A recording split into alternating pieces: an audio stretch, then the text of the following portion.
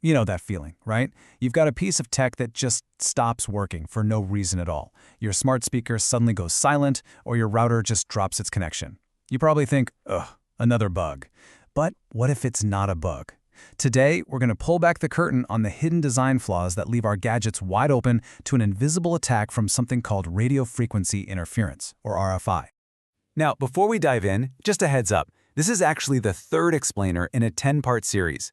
All the really juicy details we're covering today come straight from an in-depth report by the experts over at RFI Detectives, who are part of Virtualization Options LLC. So picture this. Has this ever happened to you? You're jamming to a song, or maybe you're just asking for the weather, and poof, your smart speaker just freezes up. Solid. No error message, nothing. You do what we all do, right? You unplug it, plug it back in, and just blame it on some weird software glitch.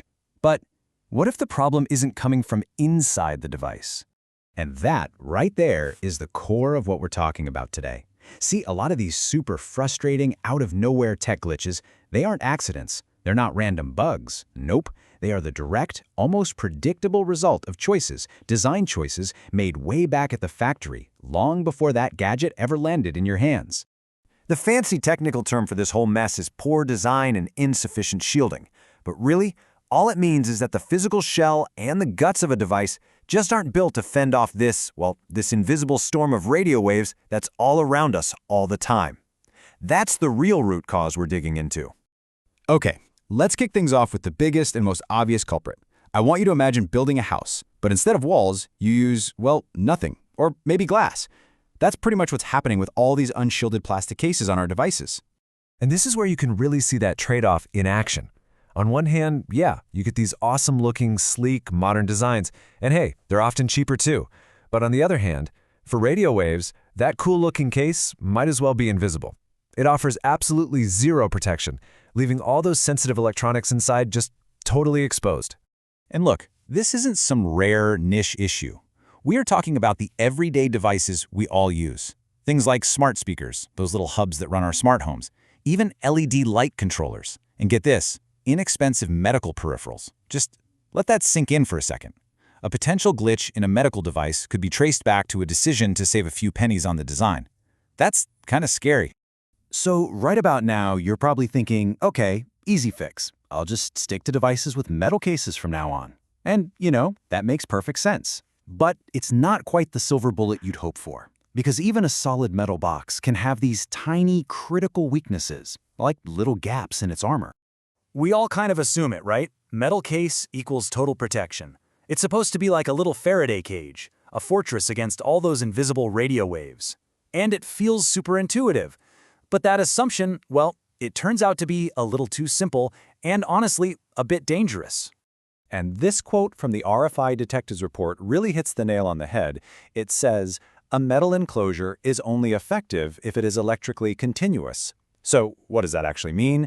In plain English, it means the shield has to be a perfect, seamless, unbroken box of metal. The second you have a gap, no matter how tiny, you basically just left the front door wide open. So how small of a gap are we talking about here? This is the wild part. For the 2.4 gigahertz signals from Wi-Fi, the stuff that is literally everywhere, a gap of just 6 millimeters is all it takes for that damaging interference to sneak right in. 6 millimeters. That's nothing. It's about the width of one of those little ventilation slots on your laptop. And these fatal flaws, these little gaps, they are hiding in plain sight. We're talking about the seams where two pieces of the case come together, the ventilation openings we just mentioned, even the little cutouts for your USB and power plugs. Every single one of them is a potential doorway for RFI to just walk right in. All right, so we've talked about the case, but flaw number 3 isn't about the box at all. It's about everything we plug into the box. It turns out every single cable you connect can become an open gateway, basically inviting interference to come on in and make itself at home. I want you to think of your power cord, your USB cable, your Ethernet cable. Think of them all as super highways for RFI.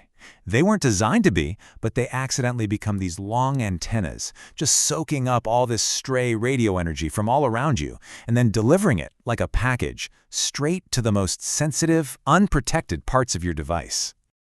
Now, there are solutions. There are tiny little components that act like security guards at the gate, designed to stop this from happening. You've probably seen them, those little lumps on your laptop charger cable. Those are called ferrite beads. There are also things like capacitors and chokes, all designed to just filter out that unwanted RF noise.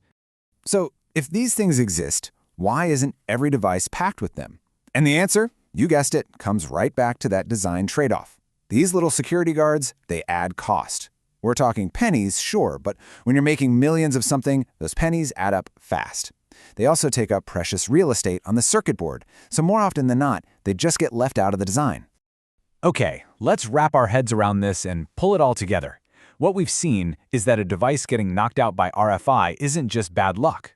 It almost always comes down to one of three fundamental design flaws that basically roll out the red carpet for interference.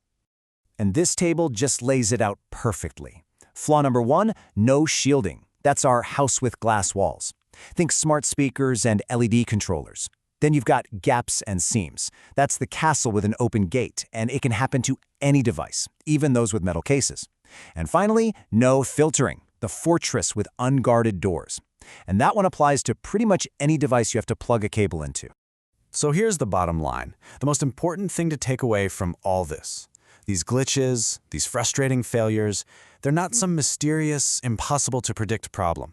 They are the direct result of everyday business decisions. A calculated trade-off, balancing how well a device works against how much it costs, how good it looks, and how small they can make it.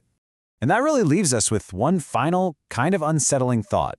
We're surrounded by smart devices, and they're all constantly talking and listening. But now we know just how fragile they can be, how vulnerable they are to all the invisible noise out there. So the real question is, are your devices actually protected from everything they're hearing?